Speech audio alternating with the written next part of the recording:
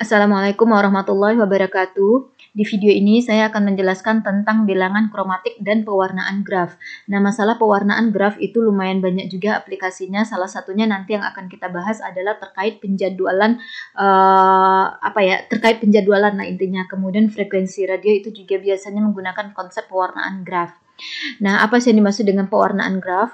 Pewarnaan graf atau mewarnai suatu graf itu artinya adalah kita memberi warna pada setiap vertex yang ada di dalam graf tersebut, sedemikian sehingga vertex yang bertetangga itu tidak boleh memiliki warna yang sama. Jadi, intinya dari pewarnaan graf itu adalah ini, bahwa vertex yang bertetangga itu tidak boleh memiliki warna yang sama. Nah, kemudian ada istilah yang disebut dengan bilangan kromatik. Bilangan kromatik ini adalah banyaknya warna paling sedikit yang dibutuhkan untuk mewarnai suatu graf.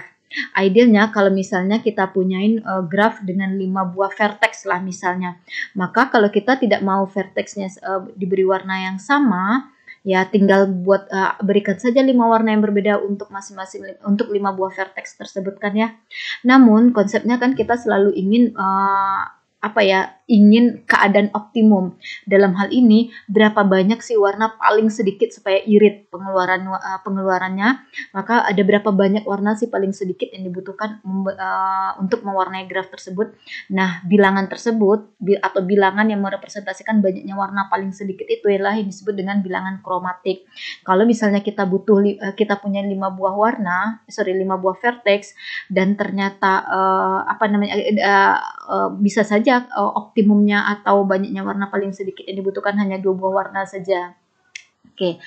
Nah, bilangan kromatik itu biasa dinotasikan dengan seperti ini, yaitu Ci dari J. Ini kan dibaca dengan Ci ya. Atau bilangan kromatik dari G. Nah, berikut adalah aturan-aturan terkait perwarnaan graf. By the way, tidak ada rumus terkait bilangan kromatik. Maksudnya rumus yang tepat ya, tidak ada. Tapi ada beberapa aturan atau beberapa teori yang bisa kita manfaatkan untuk mengetahui bilangan kromatik dari suatu graf untuk suatu graf tertentu. Misalnya graf lengkap, kemudian graf bipartit. Nah, aturan pertama adalah bilangan kromatik dari graf G adalah kecil sama dengan N. Nah, kapan bilangan kromatik suatu graf itu sama dengan N atau tepat sama dengan N? Yaitu jika G itu merupakan suatu graf lengkap yang memiliki N buah vertex. Nah, pertanyaan pertama, apa sih analisis kenapa sih bilangan kromatik dari suatu graf lengkap yang memiliki N buah vertex itu sama dengan N? Dengan kata lain, untuk suatu graf lengkap yang memiliki N buah vertex, maka untuk mewarnai graf tersebut butuh N buah warna pula. Kemudian aturan ketiga adalah jika beberapa subgraf dari graf G membutuhkan K warna, maka bilangan kromatik dari graf tersebut pasti lebih besar atau sama dengan K. Tidak mungkin kecil dari K bilangan kromatik dari grafnya. Kemudian jika derajat dari suatu vertex V itu sama dengan D, maka untuk mewarnai vertex yang bertetangga dengan V itu butuh paling banyak sebanyak D buah warna. Kemudian aturan berikutnya adalah untuk sembarang graf berlaku bilangan kromatik dari graf itu kecil sama dengan 1 ditambah delta G, di mana delta G ini merupakan derajat terbesar dari sembarang vertex yang ada di dalam graf G. Nah, aturan-aturan ini bisa diamati nantinya melalui contoh soal yang akan kita bahas, atau kalian bisa mengamati dari kasus-kasus graf yang ingin diwarnai. Nah, tadi ini sudah saya tagih ya, tolong analisis mengapa sih bilangan kromatik dari suatu graf lengkap dengan N buah vertex sama dengan N.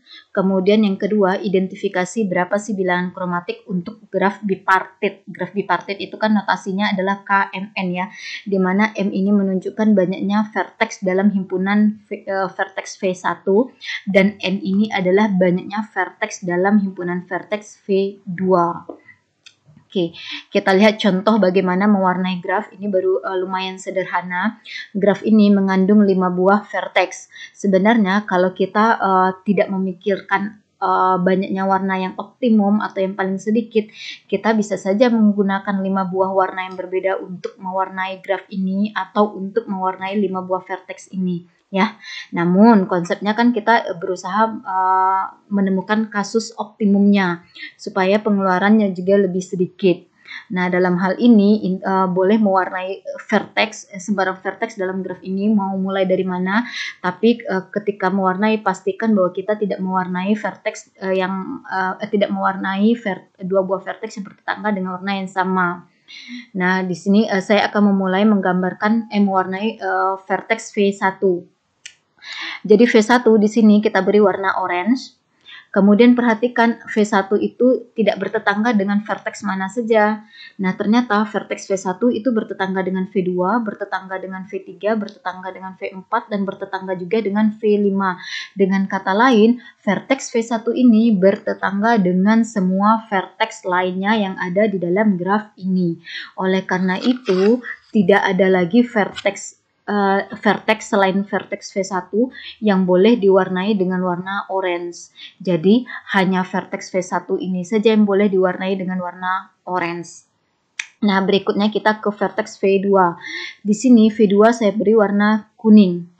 Nah, V2 itu bertetangga dengan V1 yang sudah diberi warna. Kenapa V2 diberi warna kuning? Ya karena harus warna yang berbeda ya, tidak boleh menggunakan warna yang sama yang sudah diambil. Nah, V2 itu bertetangga dengan V1 yang sudah diberi warna. V2 bertetangga dengan V3, maka V3 tidak boleh diberi warna kuning.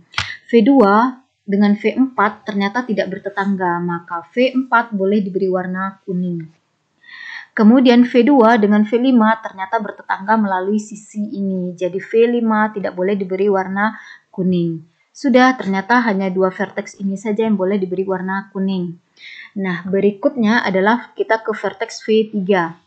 Vertex V3 di sini saya beri warna hijau. V3 bertetangga dengan V1 yang sudah diberi warna, bertetangga dengan V2 yang sudah diberi warna, bertetangga dengan V4 yang sudah diberi warna, dan V3 dengan V5 ternyata tidak bertetangga. Maka V5 boleh diberi warna hijau. Udah, selesai. Dengan kata lain, atau berarti untuk graf ini kita butuh minimal 3 buah warna. Dalam hal ini warna orange, kuning, hijau. Terserah ya pemilihan warnanya. Intinya adalah kita butuh paling sedikit 3 buah warna yang berbeda. Dengan kata lain, bilangan kromatik untuk graf ini itu adalah sama dengan 3.